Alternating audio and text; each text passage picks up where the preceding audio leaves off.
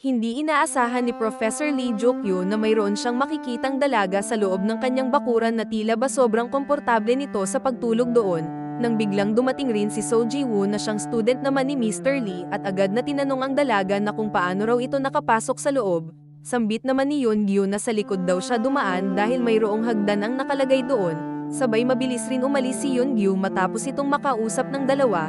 Sumunod noon habang kumakain ang dalawa at nakwento ni Ji-woo kay Lee na isang student raw si Yeongyu at kasalukuyang naghahanap ng part-time job, dahil doon inutusan ni Lee si Ji-woo na sabihan raw si Yeongyu na pumunta sa bahay niya sa darating na Sabado, kaya sa oras na magpunta si Yeongyu sa bahay ni Lee agad itong nagumpisa magtrabaho bilang tagalinis ng bahay. Ang ginagawang iyon naman ni Yeongyu ay tahimik lang pinagmamasdan ni Lee at tila nagkakailangan pa ang dalawa. Kinabukasan nagpatahi si Yeongyu ng kanyang palda na halos makita na ang kanyang panty. Kaya nang muli siyang magtungo sa bahay ni Mr. Lee ay suot niya pa rin ang uniforme. Di kalaunan nagawa na rin magkwentuhan ng dalawa at laman ng topic nila ay tungkol sa trabaho ni Mr. Lee bilang sikat na manunulat at si Ji-woo ay kanya rin minsan naging fan na di kalaunan ay tinuturuan niya na rin. Matapos noon habang nasa school si Yeongyu at tila laman ng kanyang isip ay si Mr. Lee na lamang. Kaya kinagabihan sumugod ito sa bahay ni Mr. Lee na sobrang babad sa ulanan at nang makita siya ni Mr. Lee agad naman siya nitong pinapasok. Sambit ni Yeongyu kay Mr. Lee na kung pwede raw ba itong makitulog sa bahay niya ngayong gabi, subalit napansin ni Mr. Lee na tila may sugat sa leeg si Yeongyu kaya tinanong niya ito kung sino may gawa. Agad naman inamin ni Yeongyu na nag-away sila ng kanyang ina, dahil doon pinahiram na lang muna ng damit ni Mr. Lee si Yeongyu habang pinapatuyo niya ang damit ng dalaga. Subalit itong Yeongyu habang kinakausap si Mr. Lee tila ang kilos nito ay may halong hindi angkop kaya naman nataranta ang matanda. Sabay sinabayan pa ng malakas na tawa ng dalaga na para bang bata. Matapos noon magkahiwalay na natulog ang dalawa ngunit paggising ni Mr. Lee makikita niya si Yeongyu na nasa loob na ito ng kanyang kumot. Subalit pinagmasdan niya lang ito at napukaw ang atensyon sa tato ng dalaga. Kasabay noon bigla namang dumating si Ji-woo sa bahay ni Mr. Lee kaya mabilis na lumabas ang matanda para lumipat ito ng pwesto at hindi sila makita. Sa pagpasok ni Ji-woo agad naman nakita nito ang uniform ng dalaga kasabay ng kanyang paglabas sa kwarto. Sumunod noon nagluto ng itlog si Yeongyu para ibibigay kay Mr. Lee kasama ang tinapay. Sambit ni Ji-woo na hindi raw kumakain ng tinapay si Mr. Lee. Subalit nang maibigay niya naman iyon kay Mr. Lee labis ang pasasalamat ng matanda kaya inasar pa ni Yeongyu si Ji-woo dahil doon. Ngunit pinaalalahan na ni Ji-woo si Mr. Lee na student pa lang raw si Ji-woo at dapat dumistansya ito sa dalaga.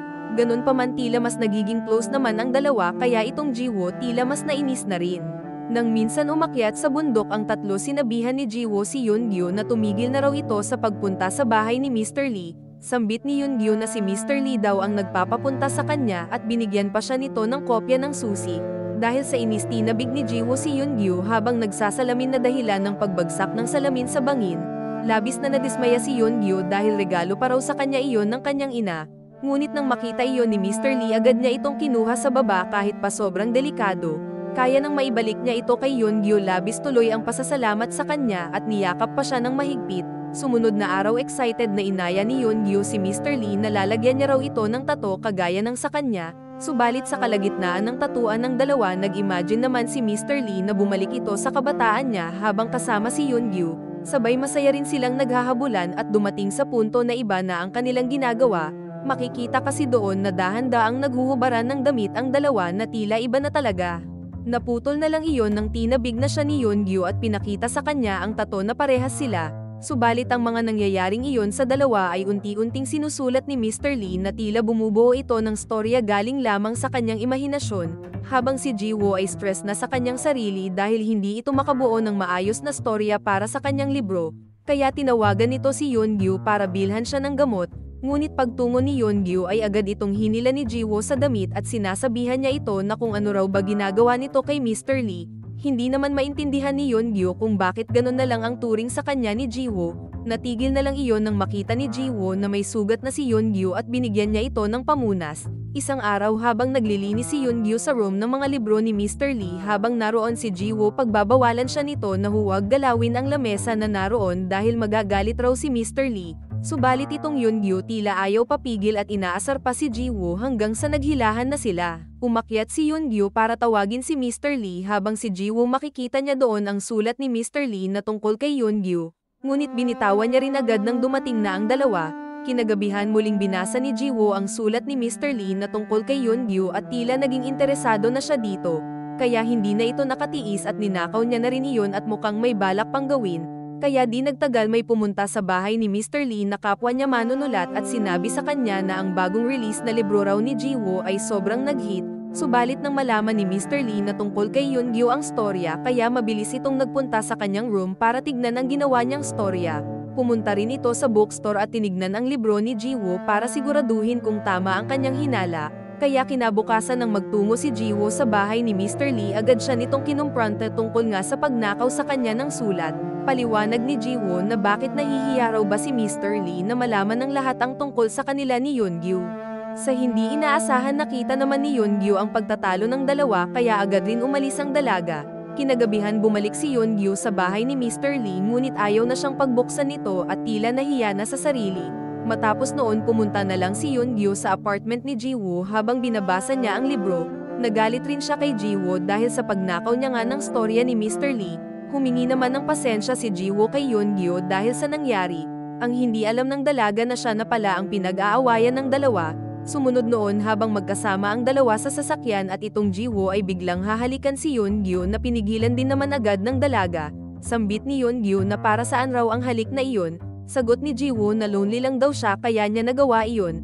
Dahil doon umalis na lang si Yeon-gyu na may halong pagkadismaya. Binalita naman kay Ji-woo ng kasama ni Mr. Lee na dahil raw sa ni-release na libro ni Ji-woo kaya ito ay mabibigyan ng award sa gaganapin na awarding sa museum. Sumunod na araw habang hinihintay ni Ji-woo na ibigay sa kanya ang award at sa hindi inaasahan na pumunta rin doon si Mr. Lee, kaya na makuha na ni Ji-woo ang award nagbigay ito ng speech, maging si Mr. Lee ay nagsalita rin doon para batiin si Ji-woo na kanya nga ring naging student, subalit lumipas ang araw at itong si Mr. Lee ay tila nawala na sa sarili dahil naghahalusinate na ito kay Yeon-gyu. Sumunod noon dumating si Yeon-gyu sa bahay ni Mr. Lee at mayroong dalang regalo dahil birthday rin ni Mr. Lee. Kaya nag-prepare ang dalawa para sa pagkain, ngunit dumating rin doon si Ji-woo para batiin at bigyan lang ng regalo si Mr. Lee sabay aalis na rin, subalit inaya na siya ni Mr. Lee na samahan daw sila ni Yeon-gyu na mag-celebrate, kaya dahil doon masaya namang nag-inuman ang tatlo habang nagkukwentuhan ng mga bagay-bagay. Hindi nagtagal nagsabi si Mr. Lee na gusto niya na raw matulog, kaya sa pag-alis niyang iyon agad naman sumunod si Yeon-gyu patungo sa kwarto. Dahil doon nagpasalamat si Mr. Lee at niyakap ng mahigpit si Yeon-gyu. Bago umalis hinalikan naman ni Yeon-gyu si Mr. Lee sa noo nito bilang pasasalamat, subalit sa paglabas ni Yeon-gyu sa kwarto ni Mr. Lee ay dumiretso naman ito sa pwesto kung saan naroon si Ji-woo, at sa pagsasama ng dalawa ay doon na rin magaganap ang hindi inaasahan, dahil kasi sa ingay nila muling babangon si Mr. Lee para tignan ang dalawa. Gamit ang hagdan sa labas makikita ni Mr. Lee na ang dalawa ay kasalukuyan na palang nagtatalik, kaya naman sa mga nasaksihang iyon ni Mr. Lee tila isang plano ang kanyang gagawin.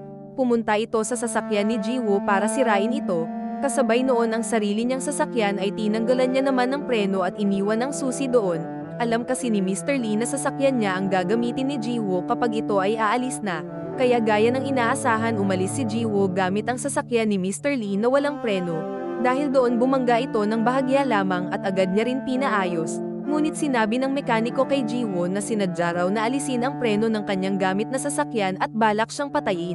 Kaya sa mga nalamang iyon ni Ji-woo isang tao lang naisip niya at si Mr. Lee nga iyon, dahil doon nagmamadali itong nagmaneho para puntahan si Mr. Lee, habang si Mr. Lee ay malungkot na sinusunog ang storya na ginawa niya para kay Yeon-gyu.